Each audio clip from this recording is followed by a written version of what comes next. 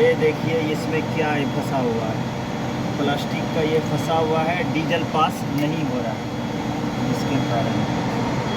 ये देखिए क्या फंसा हुआ है इसके अंदर।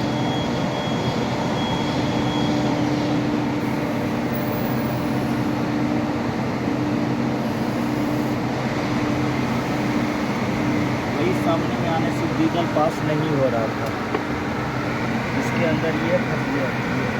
यहाँ पे आने के बाद जो है ना डीजल पास नहीं हो रहा है। अभी हम इसको सही से साफ़ करके और लगाते हैं, इंशाल्लाह सही हो जाएगा ये। और आप लोग मेरा वीडियो को सही से देखिए और थोड़ा लाइक कीजिए और सब्सक्राइब कीजिए। अच्छी तरह से साफ़ कर दिया हूँ और ये लाइन भी क्लियर हो गया है डीजल का। मैं इसको अब क्या हो गया